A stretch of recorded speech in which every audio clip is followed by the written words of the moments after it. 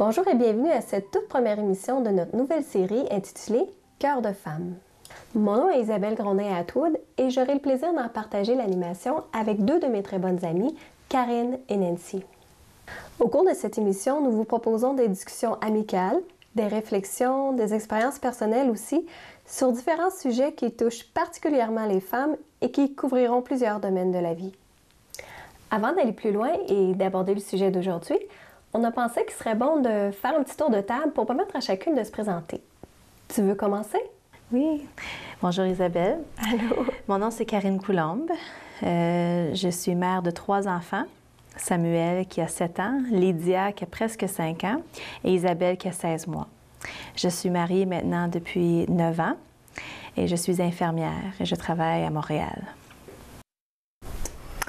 Oui, moi c'est Nancy Fauché et j'ai rencontré mon mari, ça fait déjà 13 ans, ça fait 10 ans qu'on est mariés et on habite au Québec maintenant. On a habité un petit peu ailleurs dans notre vie, en Ontario, aux États-Unis. On a 2 enfants ensemble, un de 9 ans et une de 7 ans. Et moi, je suis enseignante, donc je travaille à temps plein. J'habite au Québec. OK, bien moi aussi, je vais me présenter un petit peu. Comme j'ai déjà dit, mon nom c'est Isabelle. Moi aussi, je suis mariée depuis maintenant presque 13 ans. J'ai rencontré mon mari quand je suis partie aux études, il y a de ça 14-15 ans déjà. Donc, on s'est mariés là-bas, on a habité là 5 ans. Notre premier fils est né là-bas, Samuel. Ensuite, on est revenu au Québec. On a eu aussi Sarah. Samuel a maintenant 10 ans, Sarah a 8 ans. Puis, on a le petit Caleb qui a 3 ans et demi. Moi, justement, je suis massothérapeute de profession, mais c'est ça. En ce moment, je suis maman à temps plein. Donc, les filles, avant d'aller plus loin, j'aurais le goût de dire à nos auditeurs, justement, d'introduire notre sujet d'aujourd'hui. Alors, aujourd'hui, on va parler de la maternité, puisque chacune d'entre nous, c'est un peu la saison de la vie dans laquelle on se trouve en ce moment. Mais j'aurais voulu, comme introduction, lire une petite citation que l'auteur C.S. Lewis a dit, et je cite, « Femme au foyer est la carrière ultime. Toutes les autres carrières existent dans un seul but, soutenir la carrière ultime. » Cette ultime carrière de la maternité est plus que juste les 7300 changements de couches qui auront lieu avant le 2e anniversaire du bébé. C'est un appel divin et un ministère.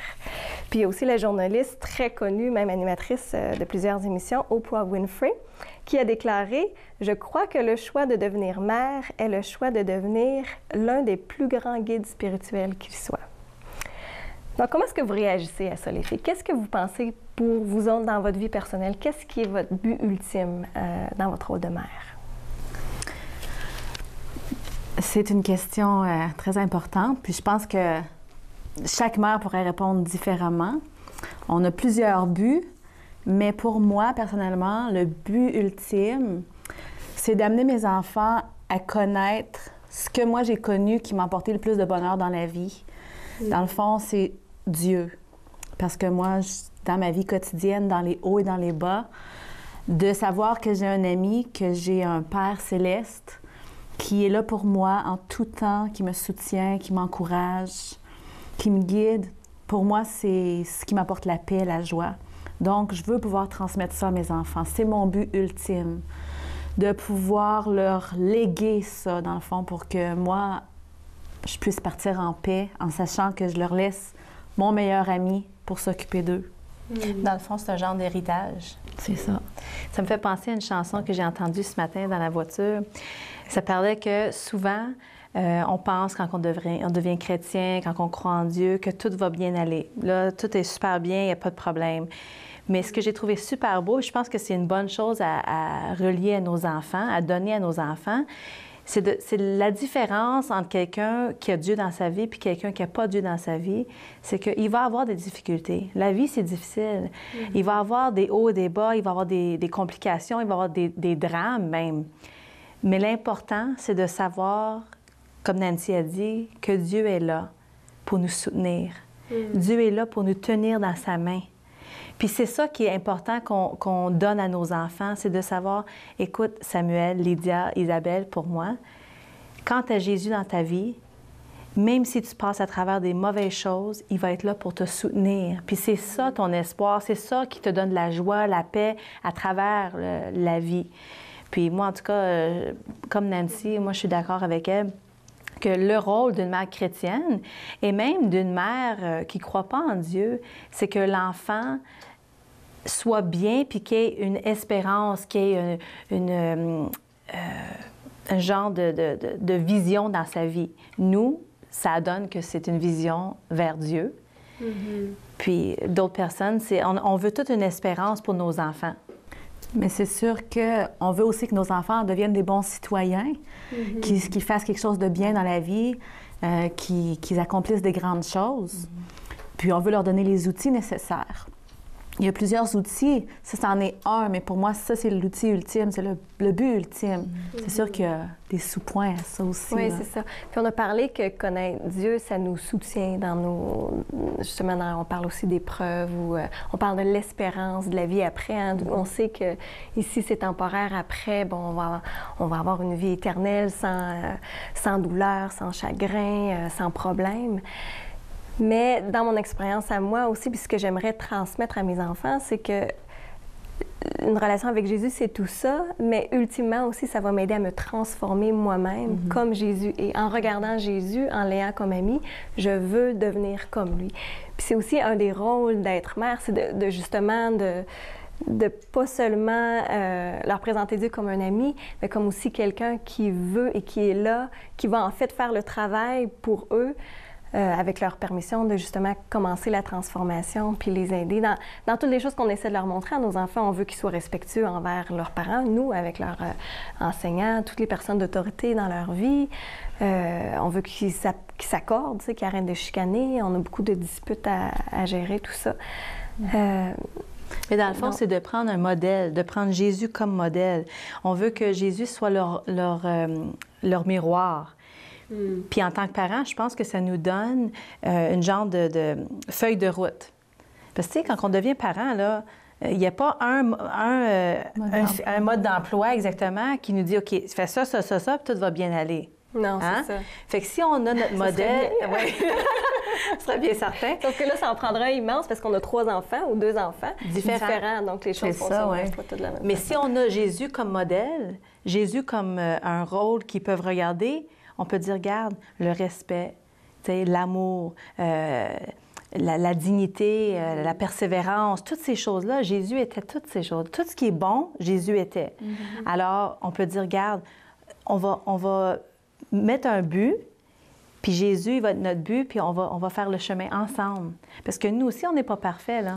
Nous aussi, je pense que comme Nancy, elle disait à un moment donné, elle disait, c'est comme un miroir pour nous de dire, regarde comment t'es, hein? Ton enfant reflète un peu ce que tu es dans ta façon d'être. Fait que je pense que c'est vraiment une bonne chose.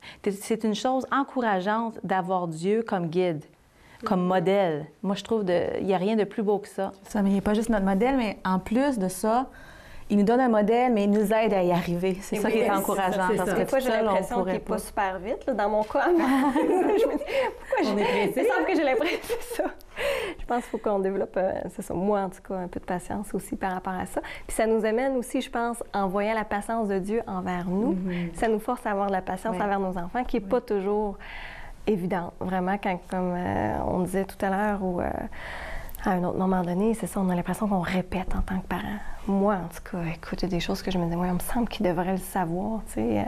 Plus 10 ans, ça fait 10 ans, je te dis ça, Samuel, mais si moi, premièrement, je vis pas ce que je lui demande, ou si j'ai des attentes qui sont pas raisonnables pour son âge, bien, c'est sûr que je vais être déçue, tu sais. Ou justement, comme je disais aussi tantôt, après, ça me force à me regarder moi puis dire, moi aussi, je fais ça depuis 30 quelques années. Puis le Seigneur est patient avec moi. Il ne m'a pas encore rejeté, tu sais. Juste en sachant qu'on est prête à changer. Tu sais, juste en disant, OK, je suis prête à changer, c'est là qu'on voit... Je vais donner un exemple. On est allé en camping à Mont Orford. C'est super beau, là. Puis moi, j'ai pas de casque de bicycle. OK? J'ai jamais eu de casque de bicycle. Mais mes enfants, il faut qu'ils portent leur casque. Et tu vois, la fille qui faisait du camping à côté de nous autres, elle dit, Karine, elle dit, comment ça se fait que tu n'as pas de casque? Mon mari avait le casque, puis les 3 enfants. Puis là, je la regarde, elle dit, tu sais, faut que tu fasses ce que tu prêches. Puis moi, ouais, exact. Je t'ai gênée un petit peu, tu sais. C'est ça, mais ça m'a fait réfléchir. Je me suis dit, tu sais, c'est tellement vrai. On veut tellement que nos enfants soient parfaits, puis qu'ils fassent bien, puis qu'ils ne fassent pas d'erreurs, tout ça, mais c'est pas la réalité. Je pense que si on a Dieu dans notre vie, puis on est prête à voir, on est prête à dire, Seigneur, enseigne-moi, on va voir rapidement que, wow, nos enfants ont des choses à nous enseigner aussi. Tu sais, si on est prête à aller voir, tu sais, dans la Bible, ça dit, si tu ne deviens pas comme un enfant, tu ne pourras pas atteindre le royaume. Qu'est-ce que ça veut dire, ça? Mais ça veut dire que l'enfant, c'est l'innocence. L'enfant, c'est tout ce qui est pur. Tu sais, un enfant qui sort de ton ventre, c'est parfait, là, tu sais, Fait que je pense qu'il faut qu'on redevienne comme un enfant pour pouvoir vraiment comprendre, wow, on a vraiment besoin d'un père. Mais je pense que aussi dans ce que ça fait référence du texte que tu parles, c'est aussi la naïveté, la fraîcheur, la capacité de croire. Tu sais, les enfants, tu leur dis quelque chose, puis ils sont « wow ». Nous, les adultes, on lit des choses, puis on dit « ouais, mais c'est ça que ça dit, mais c'est pas tellement ça que j'en fais pas tellement l'expérience ». Ou tu sais, on vient de plus en plus avec des idées préconçues, avec justement des moments où est-ce qu'on a été déçus, puis ça noircit ou ça vient mettre un petit peu de... Ça s'enlève un peu de clarté à ce que l'innocence d'un enfant veut tout. Il est plein d'espoir, lui, il est plein d'ambition, il est plein de... Nous, on est cynique. La vie devant lui, oui, c'est ça. On est cynique un peu. Oui, puis je pense que... Oui, vas-y. Dans le fond, la beauté de la chose, c'est qu'on a un but ultime. On veut que nos enfants, tu sais, moi, je veux léguer cet héritage-là à mes enfants, de leur faire connaître Dieu.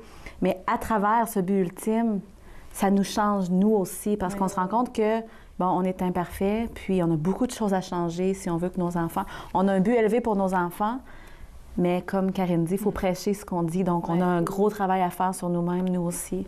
Je pense qu'on est en train de dire, on est en train de répondre un petit peu à la question. Oui, on a ce but ultime-là, mais comment est-ce qu'on peut faire pour y arriver? Puis on est en train de toucher un petit peu à dire, bien, si je veux avoir la patience de Jésus, je peux avoir sa miséricorde. Si je veux avoir... justement, sa capacité d'avoir de la foi puis de croire en mes enfants, de les encourager, de les aimer. Il faudrait peut-être que moi, premièrement, j'apprenne à avoir cette relation-là avec Jésus, que je passe plus de temps à voir comment lui me voit, à le laisser me transformer, moi, pour ensuite être plus équipée pour, justement, bien, premièrement, être un meilleur exemple pour mes enfants, parce qu'on dit souvent que les enfants font pas ce qu'on leur dit, mais ils font ce qu'ils voient. Exactement. Hein? Puis ma mère me disait, moi...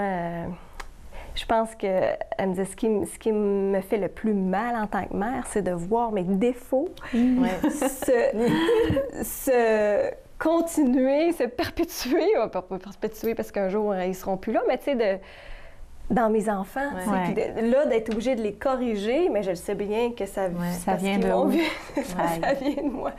Puis c'est un peu ça, mais le plus en plus, justement, que nous, on va arriver à... Pas nous, on va arriver à éliminer, mais qu'on va travailler sur nous-mêmes, qu'on va travailler cette relation-là avec le Seigneur. Bien, justement, on va... J'ai une question pour toi. Oui, c'est pour moi l'animatrice, mais... Est-ce que c'est possible qu'un parent soit parfait? Non.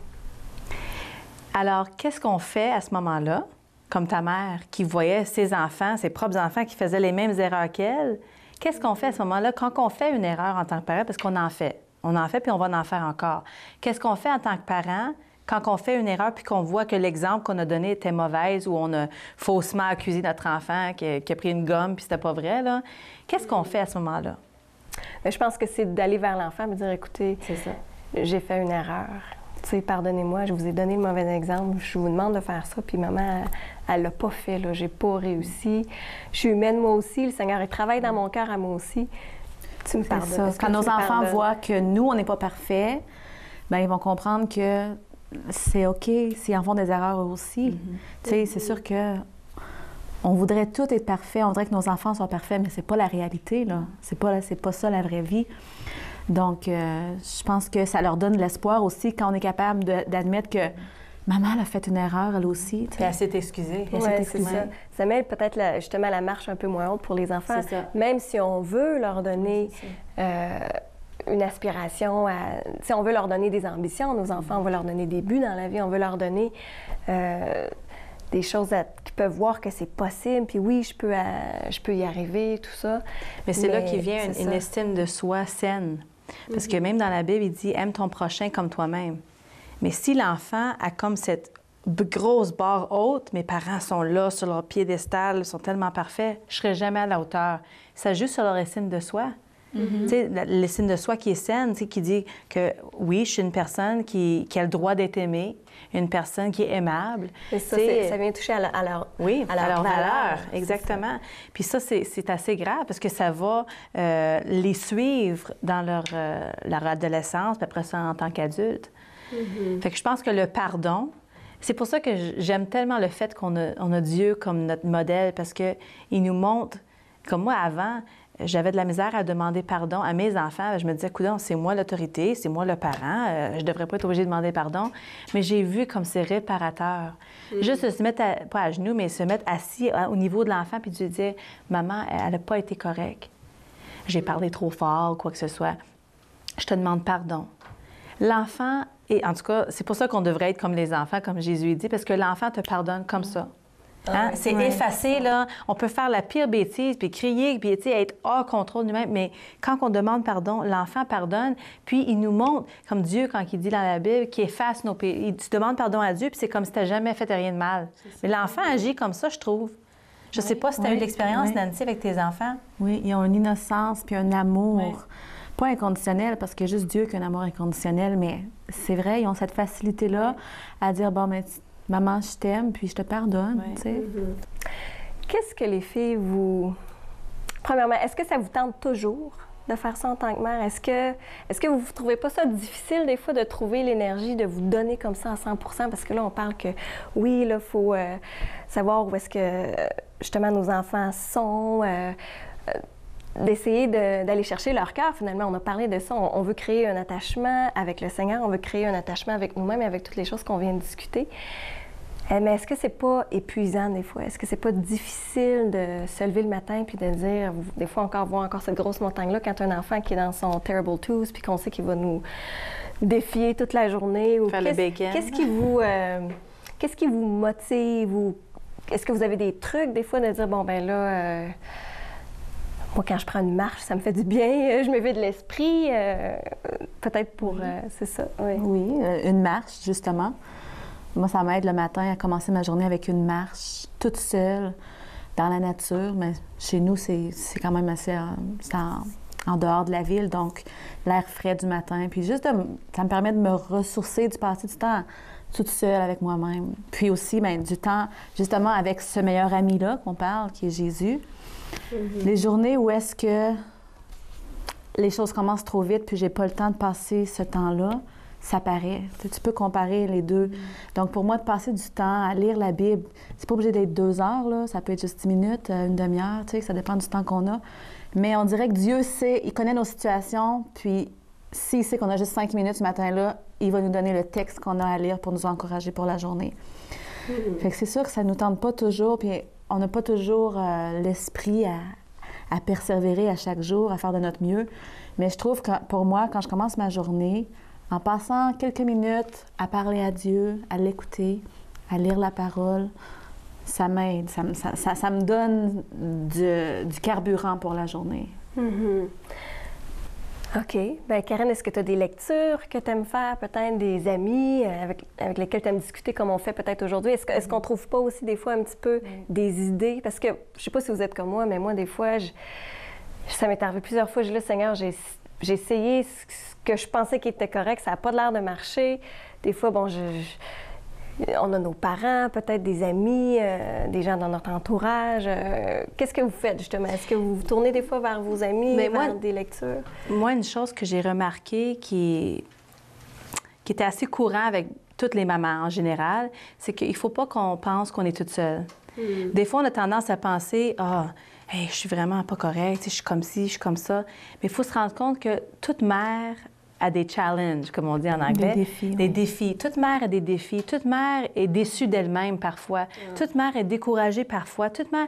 Fait que si on est honnête avec nous-mêmes, on peut dire « Wow, il doit y avoir quelqu'un qui peut avoir la même expérience que moi. » Puis c'est ça qui m'a aidée. La lecture, c'est sûr que j'aime beaucoup lire les livres sur l'éducation des enfants et tout ça, mais c'est beaucoup l'échange avec des amis. Fait que s'il y a quelqu'un qui nous écoute, qui n'a pas d'amis, qui n'a pas d'entourage, essayez de trouver, de prier pour que Dieu vous envoie quelqu'un. Oui. Pour avoir, parce que c'est vraiment important que les mamans se rallient ensemble, que les mamans se soudent ensemble pour qu'on s'encourage, pour que quand il y en a une que ça va pas bien, mais l'autre peut l'encourager. Parce que c'est une tâche, comme on disait, qui est divine, une tâche qui est très haute, mais qui peut être très difficile, qui peut être très épuisante. Puis, tu sais, parfois, on est fatigué, on a nos hormones féminines. C'est valorisantes aussi, tu sais. Oui, c'est ça. Mais tu as parlé de valeur, exactement. Parfois, on pense, je fais tout ça dans la journée, mais on dirait que j'ai rien fait. Mais toutes ces choses-là, c'est des vécus que presque toutes les femmes vivent. Peu importe de leur pays, peu importe de leur origine, de leur nationalité, on est des mamans. On dirait que c'est une culture en elle-même, une maman. C'est ça. Puis un peu les deux aussi. J'aime parler avec des amis qui ont des enfants à peu près au même âge que les miens, qui sont un peu dans la même saison de la vie que moi. Puis aussi, des fois, ça me fait du bien de parler à des mères que leurs enfants ont gradué l'école, sont peut-être mariés, sont peut-être grand-mères même en ce moment. Puis là, ça me dit, qu'est-ce qui a marché dans ta vie? Qu'est-ce qui n'a pas marché? Quand tu me vois, des fois, j'aime ça parler à des gens qui me voient un peu agir. Qu'est-ce que tu vois, toi, qui cloche un peu? Comment tu vois mon enfant ou qui connaissent un peu mes enfants? Il faut être humble pour faire ça. Oui. Hein? Pour oser demander qu'est-ce que tu vois que je fais de bien ou de pas bien. Mais c'est vrai que c'est important parce que l'union fait la force. Hein? Puis quand on est toute seule dans notre coin isolé, bien, on se morfond dans le fond. Là. Je pense que Dieu ne nous a pas créés toutes seules sur la terre pour être seules. Il nous a mis dans des communautés. Donc, on est fait on a besoin l'un de l'autre. On a besoin de s'entraider. Oui. Puis aussi, je pense que là, on vient de parler de comment est-ce qu'on peut, nous, aller chercher de l'aide avec les autres personnes. Mais est-ce que nous aussi, utiliser notre influence avec d'autres familles? Bien, premièrement, on utilise notre influence auprès de nos enfants, mais aussi avec d'autres familles. Est-ce que ça ne peut pas aussi nous apporter à nous, à ce moment-là, justement, une richesse? Parce qu'en donnant, en parlant justement de notre... en essayant d'avoir une influence positive dans notre quartier, avec nos amis, tout ça, ça peut aussi, à ce moment-là, nous procurer une certaine joie. Qu'est-ce que vous pensez? Est-ce que vous pensez que vous ressentez de la joie par rapport à ça? Est-ce que peut-être certaines choses que vous réussissez à accomplir en tant que famille, en tant que mère? Bien, moi, je pense que servir, c'est grandir. Alors, si on peut apporter notre famille, nos enfants, à se tourner vers les autres, à servir la communauté, en faisant des petits gestes. Par exemple, moi, à l'école, juste avec mes élèves, les élèves aiment tellement quand on va chanter pour les personnes âgées dans le temps de Noël. On leur apporte des cartes de Noël. Puis on sait que, on leur apporte du bonheur. Donner de la nourriture à ceux qui sont dans le besoin. Tu sais, servir la communauté. Si on peut apporter notre famille à faire des petits gestes, il y a des familles qui comment on dit ça, qui sponsor, qui adoptent un enfant dans un pays démuni. Puis c'est valorisant pour nos enfants, tu sais, de dire, ben moi, j'aide cette personne-là.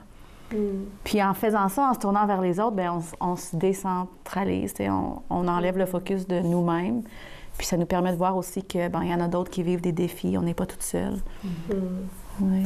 Moi, la seule chose que j'ai trouvée qui pourrait être une façon d'être une lumière pour les autres, c'est dans notre comportement. Parce que souvent, on ne réalise pas, mais nos voisins nous regardent, nos voisins nous écoutent, au parc, la façon qu'on agit et tout ça. Si on agit bien avec nos enfants, la façon que Dieu veut qu'on agisse, veut pas, ça va être un exemple pour les autres. Puis je pense que c'est ça qui devrait être aussi un de nos projets personnels, si on pourrait dire ça. C'est que d'être une lumière, d'être un exemple de ce que Dieu veut pour la famille. C'est difficile parce qu'on est tellement imparfait, mais je pense que c'est important. Surtout en tant que chrétien, on dit toujours on veut être la lumière du monde et tout ça. On peut faire ça facilement en tant que maman, juste en étant une bonne maman avec les qualités que Dieu nous demande d'avoir. Ce que tu viens de dire, ça m'a fait penser aussi. Est-ce que vous n'avez pas déjà entendu ça? La mère, c'est comme le pouls de la famille. Comment est-ce que la mère, quand elle se lève le matin, c'est une mauvaise humeur, tout le monde, tout d'un coup, l'humeur de la maison. Ils ne savent pas pourquoi, mais ils sont frustrés. Je disais ça justement en fin de semaine dans Proverbe, que c'était par rapport au mariage, un peu plus, mais l'homme préférait être dans la wilderness, dans la jungle, plutôt qu'être auprès d'une femme de mauvaise humeur. C'est la même chose pour nos enfants, c'est vrai, dans le fond. j'ai lu ça à plusieurs endroits que c'est notre attitude qui détermine l'attitude de la famille un peu. Le wilderness, c'est le garage. Oui, c'est dans ton cas. Donc, on parle de l'influence aussi dans la communauté, dans l'Église, c'est ça, mais l'influence, justement, premièrement, dans notre famille, avec justement notre humeur, nos désirs aussi et aspirations. Si moi, j'ai comme fardeau, justement, de servir le Seigneur, de servir ma communauté, d'être serviable avec, justement, mes voisins, tout ça, instinctivement ou tout doucement, ce désir-là aussi va se développer dans mes enfants parce qu'ils vont expérimenter la joie en famille de justement faire ça, de faire des activités quelconques pour ou avec les gens aussi. Des fois, on n'est pas toujours obligé de faire quelque chose pour quelqu'un. Mais moi, dans ma famille, justement, vu que j'ai 3 enfants, puis des fois, c'est plus difficile d'aller ailleurs. Des fois, les gens sont même, je sens, un peu gênés de nous inviter parce que recevoir 5 personnes, c'est quand même... Puis des fois, leurs maisons sont peut-être un peu, tu sais, nos maisons sont un peu plus child-proof, là. Il y a pas... Fait que, tu sais, je me dis, on va inviter les gens chez nous, on va pratiquer justement l'hospitalité. Puis aujourd'hui, mes enfants, là, ils aiment tellement ça, avoir des gens à la maison, c'est comme... Fait que, c'est ça, je pense d'utiliser notre influence de cette façon-là. C'est quoi la cotation que tu parlais de le roi? C'est quoi qu'on parlait à un moment donné? On parlait de... Est-ce que tu l'as avec toi? Oui, je l'ai ici parce que justement, ça, je pense que les gens vont c'est quelque chose apprécier que je voudrais peut-être partager parce que tu parlais tout à l'heure justement du rôle de mère qui est un peu dévalorisant des fois. Mais c'est une de mes auteurs préférées qui a écrit ça, puis je trouvais ça très bien. Ça dit « Un roi sur son trône n'a pas une responsabilité plus importante que celle d'une mère. Elle est la reine de la maison. Elle détient le pouvoir de modeler le caractère de ses enfants afin de les rendre dignes de la vie éternelle. Un ange ne pourrait réclamer une mission plus haute, car en accomplissant cette œuvre, elle est au service de Dieu. » Et ça, c'est la phrase que j'aime. « Qu'elle prenne seulement conscience de l'importance de sa tâche, et cela lui donnera du courage. Est-ce que c'est pas ce qu'on veut, les filles, du courage? Oui. C'est ça notre message aujourd'hui. Oui, on veut c'est ça. dire au moment de prendre courage. Bien, merci les filles d'avoir été avec nous, avec moi aujourd'hui. Ça fait plaisir. Et je voudrais remercier aussi tous nos auditeurs d'avoir été avec nous. J'espère que ce message vous a encouragés et je souhaite vous voir bientôt pour notre prochaine émission. À tous, à bientôt. Merci.